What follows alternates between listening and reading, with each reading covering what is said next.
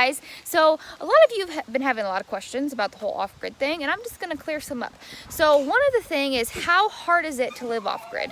Let me go into detail how hard it is. So YouTube likes to romanticize the off-grid lifestyle.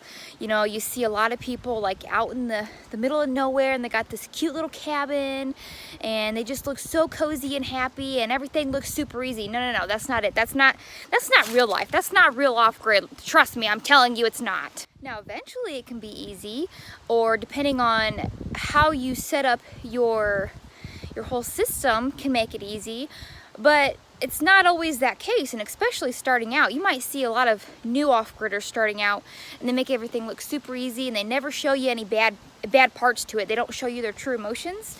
I'm gonna tell you, nowhere in the book of living off-grid, going off-grid, is it easy at all. Not at all. There's been multiple times, you know, me and Paul have fought all day over, you know, what we're doing. You know, we've got upset, you know, we've poured blood, sweat, and tears into this. I mean, none of it has been fun. I mean, it's fun, but none of it has just been easygoing and fun at all. And I don't see any videos that show you the true hard work that you have to put in every day to just maintain yourself living off-grid. Now, one day it's not going to be so hard for us on our off-grid homestead, but right now it's really hard, especially we are just starting out. Now, once we have, you know, everything put together, such as like our water going and kitchen put together, that will relieve a lot of the hard work, as such as, you know, I have to carry in water every day, boil the water, pour it in the container. That's how we shower, do the dishes. But another thing is like your heat source. We use our wood stove, so chopping wood every other day, every couple of days is a necessity, especially in the winter. The summer, probably not so much, but like, you know, here in the next 2 days, I'm gonna have 3 days of storms, so I have to prepare for that and collect a lot of wood, even just in case it would happen to, you know, rain for a whole week. You have to be prepared, and in order to do that, you have to do a lot of hard work. This lifestyle is not for the lazy, like, whatsoever. I mean, I like to be lazy, don't get me wrong, and I do have my lazy days, but you literally are working every single day. Even on the days you don't want to work, you are working. You get seldom breaks. I mean, it's like true and honest, like this is a hard lifestyle. Even though it's supposed to be simple, like a more simple, laid-back lifestyle, it is still a lot of work. Don't get me wrong, there's a lot of work involved. You know, a lot of people don't tell you, like people who live off-grid, like the emotional and mental excursion that you're gonna go through. Like, it is mentally draining as well as like emotionally draining. I can't tell you how many times in the past 3 months I've just wanted to like toss in the towel and be like, this is so much work and I don't even know if it's going to be worth it.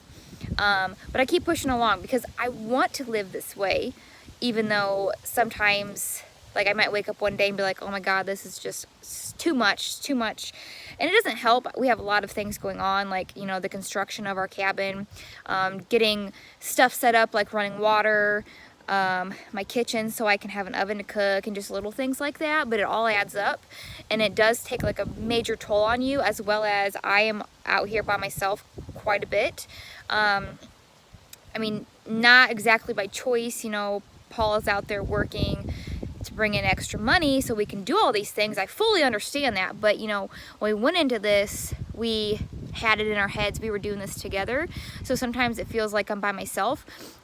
So that gets to me a lot, but all in all, I do want to still do this. But there are days where you're going to be tried and be like, I don't know if this is worth it anymore. I think I'm done. I'm burnt out already. And the short time span you've just started. But realistically, you know, for anything to fall through, you have to give it time.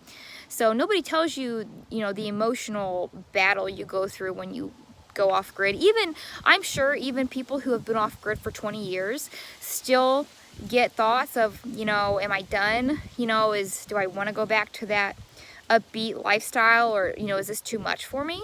So it's not just newbies. I'm positive, you know, seasoned pros get the same thoughts. But you just got to stick it out. Like, if you truly want this, you just got to stick it out.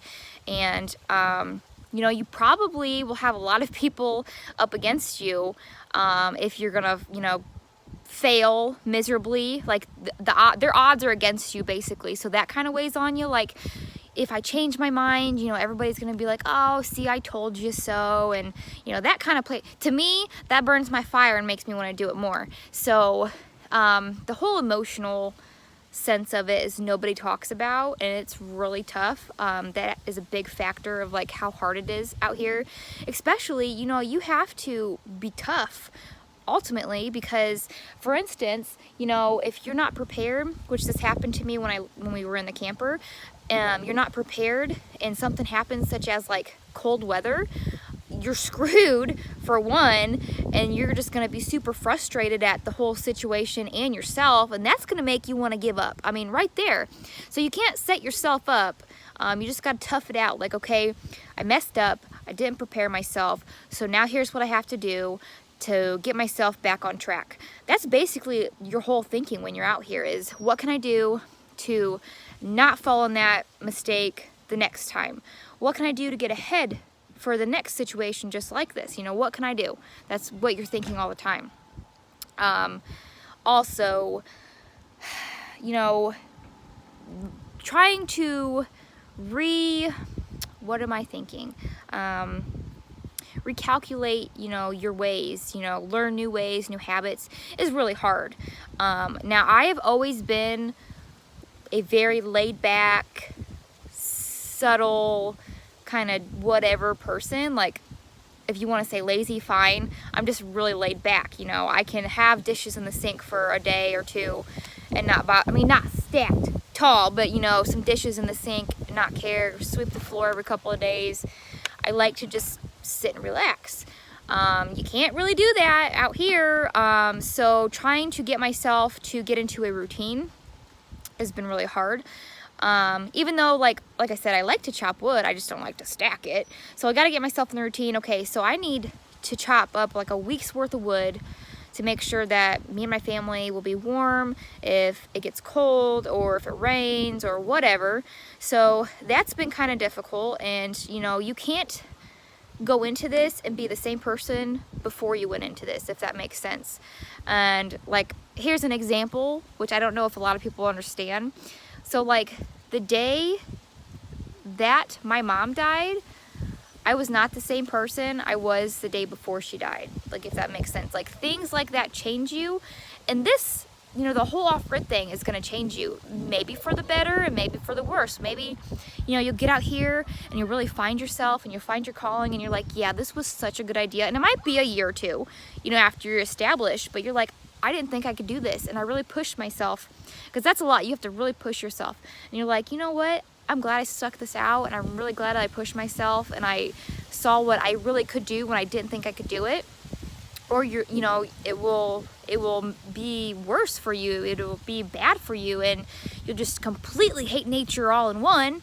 You'll be so sick and tired of, you know, being out here chopping wood. It just wasn't your thing. You know, you really hated it. So now you don't, you know, you really don't like nature, and you absolutely are not ever gonna go camping. Like, you know, that kind of change. When it gets to that, especially before you even go off grid, you really have to, you know, weigh these things out, and you have to plan, like, what is your ultimate goal? Like, why are you doing this? You can't just do this because it looks fun, because you think you're gonna save a bunch of money, you know, get to just bum around and not work, and you know, that kind of things, because that's completely untrue. You know, to not work, you know, you're gonna have to do a lot of work. And if you really, you know, want to make this your whole lifestyle and, you know, be sustainable on your homestead, that's going to take a really lot of work, and it's going to take years to get that way for you to finally be able to sit back and be like, I did this and I don't have to work so hard. But you're still going to have to work. So you need to plan out, like, what is the ultimate, like, goal you're looking for? Are you looking to, you know, raise your kids in a simpler setting where they're not surrounded by, you know, what's the biggest and best thing, you know, surrounded by, you know, the negative things going on in the world, such as, you know, school. You know, kids in school now, it's not safe to send your kids. So, you know, do you want to get them kind of out of that lifestyle, or do you just want to teach them, like, hard work pays off? I mean, you just got to sit down and, like, figure out what you want to do. Or maybe it's just you and by yourself, I guess, and you just want to kind of do your own thing. Sure, but you got to still sit down and figure that out, because if you go into this with no plan of like what you want to do, it ain't gonna work. And you know, me saying this is a hard lifestyle is because you are probably gonna have more rough days than you will good days. And I say that because, you know, you got to stay on your toes, and you're going to have a lot of days where you're really frustrated and you feel like you didn't get anything done right, or, you know, you slacked behind. But then you're going to have those good days where you're like, I really like this and I really been doing really good. And it's just, that's how it is. You're going to have more rough days than you are good days. It's just how it is. Also, you know, being financially set to do this, you are mistaken if you think that you can go into this and be debt-free overnight, because it's not happening. You actually might go into a little more debt to do this before you get out of it. And anybody who knows, you cannot go out of debt overnight. You have to, you know, save, put money back, pay something more a little each month to ultimately bring it down. So like us, you know, we've got debt, we've got car payments, we've got medical bills, things like that has us in debt, credit card, you know. So living out here, yes, eventually we will be out of debt, because our biggest plan is to not have to use a credit card. We're not going to have a mortgage, nothing like that. So we can take what we save being out here and pay towards that debt to bring it down. But it's going to take a while. It's not going to be overnight. You know, people ask me if I'm saving money living out here, and in reality I am, but I'm not, because I'm taking the money we save to put it towards our debt to pay it down. Also, I'm taking the money we saved to put it towards other things for our cabin, or we're going to be getting a big solar panel here soon.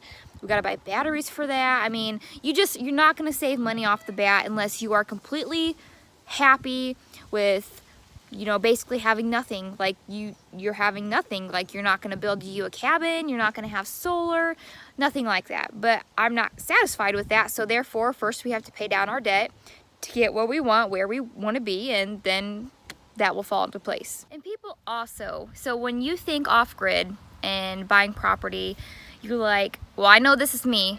You're so excited because you can have whatever you want. You know, you could have 100 chickens if you wanted it, you know, 30 goats, maybe a cow or two, just anything you want, right?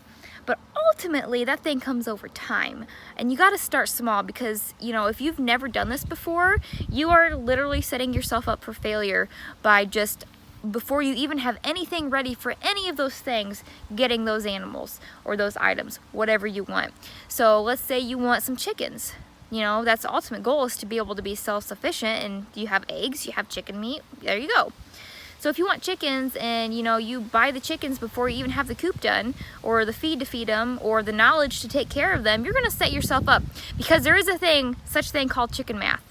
It's where you maybe get 2 chickens, and then somehow it turns into 4 chickens, and then like a week later you got 7 chickens, and then like 2 months later you got 50 chickens, and you don't even know how. Like, that's chicken math, okay? And I feel I might be this way, but I'm really trying to you know, be smart about it, and like I said, not overwhelm myself, because that also plays into factor of you're gonna burn yourself out and you're gonna fail, and just add on to the stress. So then there again, it is very hard to self-contain yourself, have self-control, and be like, no, we're gonna do this slow and steady, because slow and steady wins the race. It's really hard to do that when you have all this to play with, okay? I fully understand that. It's really hard. There's so many things I want, but I know I just have to stop and think first. You know, and another thing, like when I was talking about how it was hard, that you have to like relearn things, do things differently when you live this way.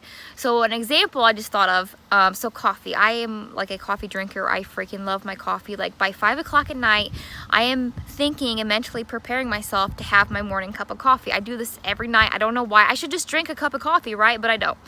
So we moved out here, and I wasn't gonna be able to have a coffee pot, so I bought a percolator, and it didn't really work how I thought. So I kind of like rigged it up, and I took the middle piece out, and I pour my water in there, and I just pour my grounds after the water's boiled, of course.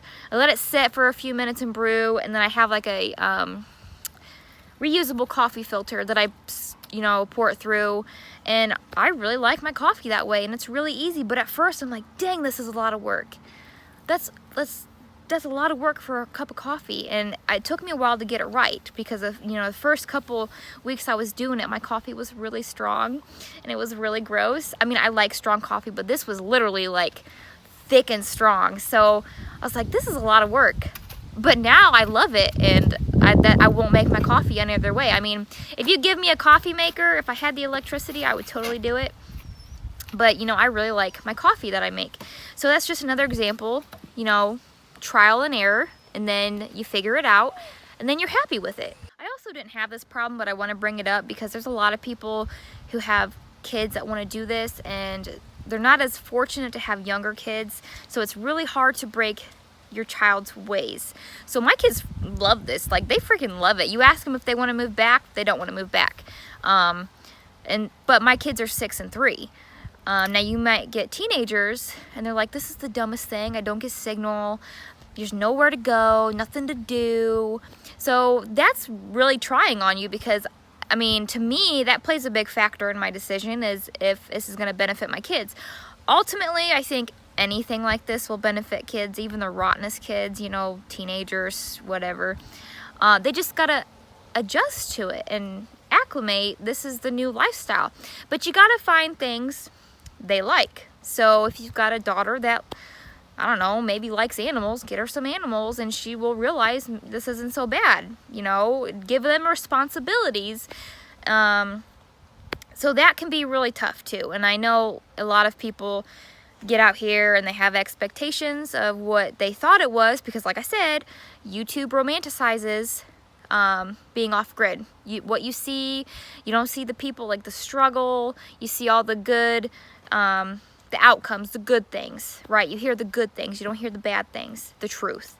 So it's gonna take time for your family to adjust to this. I mean, we're still adjusting, but we like it. I mean, like I said, we like it. My kids love it out here. So there ain't no problems there, but that's just my family. Something else that nobody talks about is how trying it's going to be on your marriage or your relationship. There has been numerous times where me and Paul have fought to the point where I'm like, is this repairable? But we always repair it. Like, you know, we've been through a lot, so it's more or less just a super heated argument. But like the one day when we were arguing about the kitchen and like the whole layout of the house, we literally argued for 3 hours that day. Like, that is what you have to look forward to, because you're both going to have visions of what you want, but you both can't get what you want, so you have to compromise. And it's also really hard because there's a whole lot of new struggles that you're dealing with, such as, you know, learning to, you know, be one with nature, with each other, and work together, and, you know, share equal chores and things that have to get done. You know, you can't just expect, you know, your husband to, you know, do all the wood chopping, you know, stack all the wood, you know, get everything around, and you just, you know, kind of sit and do whatever. And it doesn't work that way. You both have to work together, even though you don't like to and you don't want to. You have to keep your sanity and your marriage together. He also don't tell you how stressed out you're gonna be. I have been at my wits' ends multiple times. Like I said, I've questioned, like, is this even worth it? But I think in the long run, it will be worth it ultimately. And there's a lot of times where I'm like, this is really cold, where you know, the house has been really cold in the middle of the night, like where the wood stove goes out. But I've learned that I have to wake up multiple times in the night to restock the fire so it stays warm. And I've kind of like acclimated to that. Like, I'm okay with waking up every 2 or 3 hours to stock the fire. And yes, you have to do that. You will find if you stock your fire before you go to bed, that you're gonna wake up in the morning, if you're a heavy sleeper all night, that your house is gonna be really cold and it's not enjoyable. And then it's gonna take forever to freaking get the fire going again. I have played heck with the fire multiple times. I spent one day like an hour just to try to get the flame going and staying and burning. And a lot of that has to do with your wood also, but it's just little things like that can be super annoying and burn you out and be like, I don't want to do this anymore. That's why you have to do the simple things of like waking up during the night to stock your fire, keep it going, keep your house warm, have backup. We've got a little buddy heater, propane heater. I haven't used that yet. When we first got in the cabin I did, but now that it's insulated and I wake up during the night to feed the fire, I don't need it. But you need backup, of course, backup. I basically just wanted to kind of, you know, put it into perspective and, you know, lay it out for you guys that it's never easy. Like, do not get into your head that this is an easy lifestyle because it's laid back and it's simple. Because it is laid back and it is simple, but it's very hard work. And don't get the misconception of if you move out here, you know, you're never going to have to do hard work, because it's hard work every day. May not be outside hard work, you know, physical labor, but it's mentally, it's emotionally, it is all hard work. You have to fight every day to keep going on this lifestyle. So I have a lot of people who really want to do this, and you know, they're like, well, you inspire me, and I am so glad. I'm so glad, because that is my whole thing, is to, you know, inspire somebody or show you, you know, what not to do, you know, learn from my mistakes. Just that's why I vlog it all. But I also don't want you to get the idea that I am leading you on to this journey and this lifestyle that is, you know, made believe, because it's hard. You know, it's totally, I love it and it's rewarding, but it's really hard. So if you're still wanting to do this after everything that I've told you, you really need to go into it open-minded, and you really need to prepare yourself for what's going to happen. That possibly, you know, you and your husband go into this, but you might come out of it alone. You know, just things like that. It has broken people up. You know, things like this do tear people apart. But if you can withstand the first year of it together, I promise you, you'll make it. I mean, and we're going on 4 months, so I can't say we've survived a year, but me and Paul have went through multiple moves, tragedies, house renovations. We've went through a lot, and it all turns out good in the end. So I just wanted to point out to you guys, like, the truth behind it. And I probably missed some stuff. I didn't want to get into too much depth in a lot of the things I talked about, because I will save that for another video, such as what it takes to go off grid, what's the cost, the startup, you know, things like that. I have plans for future videos, so I didn't want to go too much into those. And if I missed anything, you know, leave me a comment, and you know, maybe I'll do another video on it. But I just wanted to give you kind of the true feelings of how hard it is to live off grid. Because it's not just the whole physical work of it, it's every aspect. Every aspect is hard. So, but it is rewarding and it is fun, and it's fun, but it's not fun. So it's really enjoyable. It's a really good lifestyle. And I don't, you know, I do have my days where I'm like, it's easier to live in the city, but then, you know, I sleep on it and I'm like, I like this. So here I am. Thanks for watching my video today, guys. And like I said, if you have any questions, leave me a comment and I'll do another video on it. And I'm trying to do more videos, informative videos. I think my next one I'll do, you know, what's the startup cost, or what at least our startup costs were. They're all pretty simple, just depends on which route you take. So anyways, thank you, and look forward to my next video. Remember, I post on Mondays, Wednesdays, and Fridays, unless something pops up, because it's all crazy out here.